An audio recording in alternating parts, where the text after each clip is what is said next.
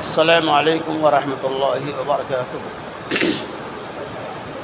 الحمد للہ نحمده ونستعینه ونستغفره ونؤمن به ونتوکل علیہ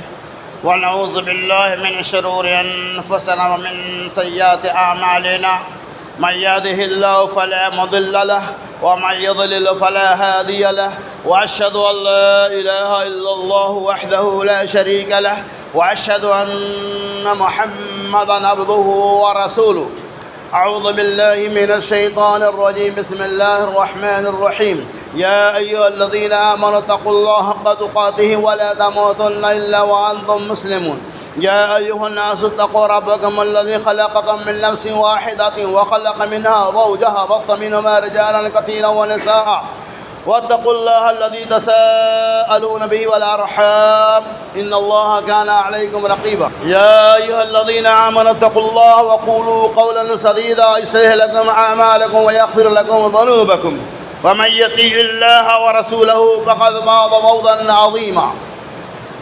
أما بعد فإن خير الحديث كتاب الله، وخير الهدي هدي محمد صلى الله عليه وسلم، وشر الأمور محدثاتها، وكل محدثة بدعة، وكل بدعة ضلالة، وكل ضلالة في النار۔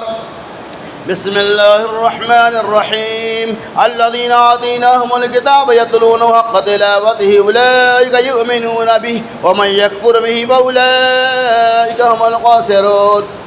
سورۃ البقرہ آیت نمبر 120۔ ہر قسم کی حمد و تعریف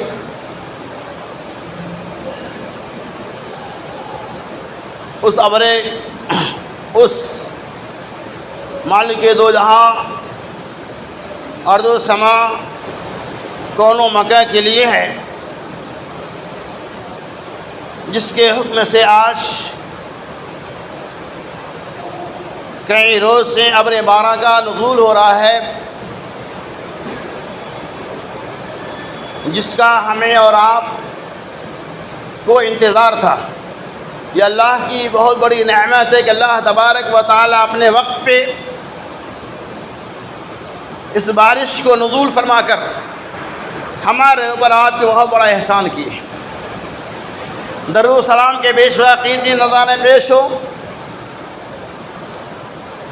جملہ انبیاء علیہ السلام پر، بالخصوص ہمارے آخری نبی محمد رسول اللہ صلی اللہ علیہ وسلم پر، صلی اللہ علیہ وسلم۔ میرے دوستوں، بزرگوں، عزیز ساتھیوں، جیسا کہ آپ اس بات کو جانتے ہیں کہ آج دنیا کے اندر، ملک کے اندر اسلامی دشمنی شباب پر ہے، اور اعداء اسلام کبھی کبھار ہمارے اوپر، اسلام کے اوپر، قرآن کے اوپر ڈائریکٹ حملہ کرتا ہے، اور کبھی کبھار کسی اور کے ذریعہ اسلامیات کے خلاف، سیرت النبی کے خلاف، صحابہ کرام کے خلاف، صحابیات کے خلاف آوازیں کسے رہتے۔ اللہ سے دعا کہ اللہ تبارک و تعالی ان تمام اعداء اسلام کو، چاہے وہ ہندوستان کے اندر ہو، چاہے دنیا کے کسی بھی کونے میں ہو، اگر اسلام کے خلاف کوئی آرائیاں ہو رہی ہے تو اللہ تعالیٰ ان کی تمام پالیسیوں کو، ان کی تمام منصوبات کو ہلاک و برباد کر دے۔ میرے دوستوں، بزرگوں، قرآن جس کی عظمت اور شان کو ہم اور آج کیا مسلمان ہی نہیں بلکہ دنیا کی تمام قومیں جانتی ہیں کہ قرآن ایک ایسی کتاب ہے کہ جس کو اللہ تبارک و تعالیٰ نے صرف مسلمانوں کے لیے ہی نہیں بلکہ تمام انسانوں کے لیے نجات کا ذریعہ بنایا ہے۔ اس سے جن کا بھی رشتہ استوار ہوا، جنہوں نے بھی قرآن سے اپنا رشتہ قائم کیا، وہ ہدایت یافتہ ہو گیا۔ اور اللہ تبارک و تعالیٰ نے اس قرآن کے بارے میں سورہ بقرہ میں اعلان کر دیا کہ الذین آتیناہم الکتاب یتلونہ حق تلاوتہ اولئک یؤمنون بہ، اور ہم نے انہیں کتاب عطا فرمایا۔ یہاں کتاب سے مراد صرف قرآن مجید ہے۔ الذین آتیناہم الکتاب یتلونہ حق تلاوتہ، اور اس کی تلاوت ویسے ہی کرتے ہیں جیسا کہ اس کا حق ہے۔ اولئک یؤمنون بہ، اور یہ وہ لوگ ہیں جو اس کے اوپر ایمان رکھتے ہیں۔ ومن یکفر بہ فاولئک هم الخاسرون، اور جن لوگوں نے بھی اس کا انکار کیا وہی لوگ خسارہ نقصان اٹھانے والے میں سے۔ انشاءاللہ اسی آیت کی روشنی میں چند باتوں کی وضاحت اب کریں گے کہ قرآن دنیا انسانیت سے کیا مطلوب ہے، قرآن دنیا انسانیت سے کیا مانگ رہا ہے، اور قرآن کو دنیا انسانیت میں کس طرح سے سمجھا، اسی کی وضاحت اللہ تعالیٰ اس آیت پاک کے اندر بیان کر رہے ہیں۔ اللہ نے الذین آتیناہم الکتاب یتلون حق تلاوتہ، کہ ہم نے انہیں کتاب عطا فرمایا، اس کتاب کو ویسے ہی پڑھتے ہیں جیسے کہ پڑھنے کا حق ہے، ویسے ہی پڑھتے ہیں جیسے کہ اس کے پڑھنے کا حق اللہ نے دیا ہے۔ یعنی قرآن مقدس کی تلاوت، قرآن مجید کا پڑھنا، ہم اس کو سمجھنے کے ساتھ، ہم قرآن مجید کو سمجھ کر پڑھتے ہیں، قرآن کے جو احکامات ہم اس کی اتباع کرتے ہیں۔ قبل اس کے کہ اس کی وضاحت کروں، آپ اس سے پہلے کی آیت کو دیکھیے کہ حق تلاوتی کا جو اصل مفہوم ہے وہ اس سے پہلے کی آیت کے مثبت ہے۔ قرآن نے فرمایا وَلَن تَرْضَ عَنكَ الْيَهُودَ وَلَا النَّصَارَىٰ حَتَّىٰ تَتَّبِعَ مِلَّتَهُمْ، اے نبی محمد صلی اللہ علیہ وسلم وَلَن تَرْضَ عَنكَ الْيَهُودَ وَالنَّصَارَىٰ، یہود و نصارہ آپ سے رضامند نہیں ہو سکتے ہیں، وہ خوش نہیں ہوں گی، حَتَّىٰ تَتَّبِعَ مِلَّتَهُمْ، یہاں تک کہ آپ ان کے مذہب کی اتباع اور پیروی کرنے لگو۔ اور یہ وہ لوگ ہیں جو اپنے نفس کی اتباع کرتے ہیں، اور یہ وہ لوگ ہیں، یہ وہ قوم ہے جو اپنی کتاب یعنی جسے اللہ نے نازل کیا، تورات، انجیل، زبور وغیرہ، ان کے اندر تبدیلیاں کرتے ہیں۔ یہ لوگ ان کے اندر تحریف معنوی اور تحریف لغوی کرتے ہیں۔ یہ لوگ چاہتے ہیں کہ آپ ہماری اتباع کرو۔ اس کی ترجمہ نے اللہ نے واضح کر دیا کہ الذین آتیناہم الکتاب یتلونہ حق تلاوتہ، اے ایمان والو اللہ نے تمہیں قرآن دیا، اس سے پہلے کے لوگوں کو اللہ نے تورات، انجیل، زبور وغیرہ دیا، لوگوں نے اس کی تلاوت کو نہیں سمجھا، لوگوں نے اس کے اندر تحریف کر دیا، رد و بدل کر دیا، تبدیلیاں کر ڈالی۔ اللہ تمہیں کہہ رہا ہے کہ ہم نے تم کو جو قرآن دیا حق تلاوتہ اولئک یؤمنون بہ، تم اس کا حق ادا کرو، اس کی تلاوت ویسے ہی کرو جیسے کہ اللہ تبارک و تعالیٰ نے تلاوت کرنے کا حکم دیا۔ حق تلاوت ہی کی تفسیر آپ دیکھیں ابن کثیر اور دنیا کی جگہ تفاسیر کو دیکھیے، حق تلاوت ہی کے تفسیر میں یہ بات آتی ہے کہ اس کا مطلب یہ ہوتا ہے کہ جہاں جنت کا تذکرہ آئے اہل مومن جنت کا سوال کرے گا، جہاں جہنم کا تذکرہ آئے وہاں جہنم سے پناہ مانگے گا، جہاں محکم آیتیں آئیں گی اس کے اتباع کریں گے، اور جہاں متشابہ آیات آئیں گی اس کی تلاوت کریں گے، جہاں حلال و حرام کا حکم ہوگا وہاں اس کے اندر تمیز کرے گا، اور جہاں اللہ تبارک و تعالیٰ جیسا دیا ویسا ہی بنے گا۔ اور اس کا حق یہ ہے کہ اس کے اندر وہ تبدیلیاں نہیں کرے گا، چینجنگ نہیں کرے گا، بدلی نہیں کرے گا، جیسے کہ قرآن نے کہہ دیا لا تبدیل لکلمات اللہ، اللہ کے کلمات کے اندر، اللہ کی باتوں کے اندر، اللہ کی کتاب کے اندر، قرآن مجید کے اندر اللہ کی طرف سے جو بھی احکامات آئے ہیں ان احکامات کے اندر ذرہ برابر ہی تحریف معنوی یا تحریف لغوی ممکن ہی نہیں ہے۔ اگر آدمی اس کی تلاوت کا حق سمجھ لے، قرآن کے نزول کا مقصد سمجھ لے، بعض آیتیں ایسی ہوتی ہیں کہ جن کے شان نزول کے بعد آیت کی اصل لباب سمجھ میں آتا ہے، لیکن میرے بھائیوں دوستو آج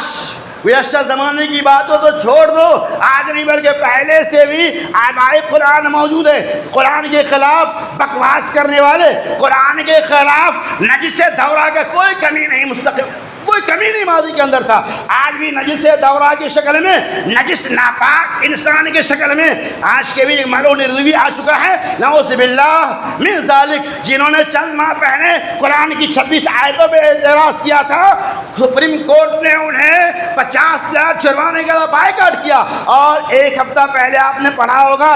2 ہفتے پہلے آپ نے پڑھا ہوگا، اسی ملعون رضوی نے قرآن کی 26 آیتوں کے بجائے قرآن کو پورا چیلنج کرنے کا دعویٰ کیا ہے، اور انہوں نے یہ کہا نعوذ باللہ من ذالک، میں نے قرآن کی 26 آیتوں کو ہٹا دیا، نعوذ باللہ، لاکھ کروڑوں بار نعوذ باللہ، نعوذ باللہ، انہوں نے قرآن کو تیار کیا ہے جس کے اندر 26 آیت کو نکال کر انہوں نے مودی کے پاس انہوں نے خطوط کی شکل میں، ویڈیو کے شکل میں پیش کیا کہ میں یہ گزارش کرتا ہوں کہ جو پرانا قرآن نعوذ باللہ من ذالک اس کو ہٹا دیا جائے، مدارس اسلامیہ کے اندر، مکاتب اسلامی کے اندر نعوذ باللہ من ذالک جو صحیح قرآن میں میں نے بنایا ہے، درست قرآن میں نے لکھا ہے، اس قرآن کو نافذ کیا۔ یہ کتنا بڑا الزام ہے قرآن کے خلاف، یہ کتنا بڑا الزام ہے اسلام کے خلاف۔ مسلمان دنیا کی سب کچھ برداشت کر سکتا ہے لیکن قرآن کو بدلنے کے بارے میں کیا، 26 آیت کے بارے میں کیا، ایک آیت کے بارے میں کیا، ایک حد کے بارے میں کیا، مسلمان قرآن کے ایک نقطہ کو چینج کرے، اس کائنات کے اندر یہ شجر و حجر گواہی دے رہا ہے۔ مسلمان ایک نقطہ کو چینج کرے قرآن میں، اسے برداشت نہیں کر سکتا ہے، چیخ اور چلا رہا ہے، چاہتا ہے اس کے ذریعہ دنیا کے عالمی میڈیا میں ہماری شہرت ہو جائے۔ اس ملعون مقول کو سمجھنا چاہیے کہ اور انسان کتنا بڑا، اللہ اکبر، اللہ کی پناہ، قرآن بنانے کا الزام کتنا بڑا ہے۔ صحابہ کرام ابو بکر رضی اللہ تعالیٰ عنہ، عثمان غنی رضی اللہ تعالیٰ عنہ، عمر بن خطاب رضی اللہ تعالیٰ عنہ، نعوذ باللہ من ذلک، 26 آیتوں اپنی طرف سے داخل کیا اور اپنے حساب سے ان قرآن کو لکھا، نعوذ باللہ من ذلک۔ میرے بھائیو دوستو، اگر یہی فکر تھی تو آپ غور کیجئے کہ تینوں خلیفہ کے علاوہ، تینوں کے دور خلافت ختم ہو جانے کے بعد چوتھا خلیفہ حضرت علی رضی اللہ تعالی عنہ ہے، جو ان کے یہاں مشکل کشا اور مولا علی کے خطاب سے موسوم ہے۔ بہرحال اس کی طرف جانا نہیں ہم کو۔ تو حضرت علی رضی اللہ تعالی عنہ کی دور خلافت تھی، اگر ایسا ہی تھا جیسا الملعون رضی بول رہا ہے، رب کعبہ کی قسم، علی مولا اس چیز کو برداشت نہیں کر سکتا تھا۔ علی رضی اللہ تعالی عنہ کا کوئی اعتراض آج تک آپ نے تاریخ میں کبھی سنا؟ تو اگر یہ حقیقت حال ہوتا تو علی رضی اللہ تعالیٰ نہیں بیٹھ سکتے تھے، اگر بیٹھ گئے ان کے مطابق وہ بھی گنہگار ہے، نعوذ باللہ من ذلک۔ ایسے ملعون اور مقہور جیسا انسان پیدا ہو کر اسلام اور قرآن کو بدنام کر رہا ہے، لہذا قرآن نے کہا الذین آتیناہم الکتاب یتلونہ حق تلاوتہ، اے ایمان والو، اے مسلمانوں، ہم نے تمہیں جو قرآن دیا اس قرآن کو اس کے حق کے ساتھ پڑھو۔ حق کا میننگ یہی ہوتا ہے جو میں نے بتلا دیا کہ ان کے احکامات کی اتباع کرے، منسوخ آیتوں کی تلاوت کرے، حلال و حرام کے اندر تمیز کرے، جنت و جہنم کا تذکرہ ہے، جنت کے تذکرے پر اللہ سے سوال کرے، جہنم کے تذکرے پر اللہ سے پناہ مانگے، یہ اس کی تلاوت کا حق ہے۔ اور قرآن نے دوسری جگہ فرمایا سب سے زیادہ ٹھوس ہدایت، سب سے زیادہ مضبوط ہے ہدایت دنیا انسانیت کو اگر مل سکتی ہے تو قرآن مجید ہے۔ قرآن مجید کے علاوہ کوئی ایسی کتاب ہے ہی نہیں جس کے ذریعہ دنیا انسانیت کو ٹھوس اور مضبوط ہدایت مل جائے۔ اور چلیے آگے، اللہ تبارک و تعالیٰ نے سورہ انفال کے اندر فرمایا اسی قرآن کے بارے میں انما المؤمنون الذين اذا ذكر الله وجلت قلوبهم واذا تليت عليهم آياته وزادتهم ايمانا وعلى ربهم يتوكلون الذين يقيمون الصلاة ومما رزقناهم ينفقون۔ اللہ تبارک و تعالی نے فرمایا انما المؤمنون الذين اذا ذكر الله وجلت قلوبهم، ترجمہ سنیے آپ،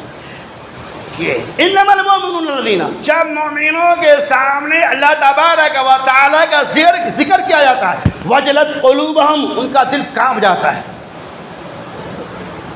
وَإِذَا تُلِيَتْ عَلَيْهِمْ وَزَادَتْهُمْ ایمانا، اور جب قرآن کی تلاوت کی جاتی ہے اس کے ایمان کے اندر اضافہ ہوتا ہے، وَإِذَا تُلِيَتْ آیَاتُهُ زَادَتْهُمْ ایمانا وَعَلَىٰ رَبِّهِمْ يَتَوَکَّلُونَ، اور یہ لوگ اللہ پر بھروسہ کرنے والے ہیں، وَيُقِيمُونَ الصَّلَاةَ، نماز جو قرآن کو ماننے والے صفات کیا، الذین یقیمون الصلاۃ، یہ وہ لوگ ہیں جو نماز کو قائم کرتے ہیں، وَمِمَّا رَزَقْنَاهُمْ يُنفِقُونَ، اور جو کچھ ہم نے انہیں رزق عطا فرمایا ان رزق کے اندر سے وہ اللہ کے راستے میں خرچ بھی کرتے۔ اب دیکھیے کتنی پیاری بات اللہ نے فرمایا انما المؤمنون الذین اذا ذکر اللہ وجلت قلوبہم، کہ جب قرآن پڑھا جاتا ہے، قرآن کی تلاوت کی جاتی ہے، اللہ کا ذکر کیا جاتا ہے تو مومن کا دل کانپ اٹھتا ہے۔ آپ بتاؤ جس مومن کا دل اللہ کے ذکر کے بعد کانپ جائے، جس مومن کے ایمان کے اندر قرآن کی تلاوت کے بعد اضافہ ہو جائے، ایمان میں بڑھوتری پیدا ہو جائے، کیا وہ مومن اس بات کا برداشت کر سکتا ہے کہ ان کے رب کی طرف سے نازل کردہ قرآن مجید کے ایک حرف کو بدلا جائے؟ وہ ایسا مومن ہے ہی نہیں، اور جو ایسا کرے گا قرآن نے کہہ دیا وَأَعْتَدْنَا لِلْكَافِرِينَ سَلَاسِلَ أَغْلَالَ وَسَعِيرًا، ایسے کافروں کے لیے ہم نے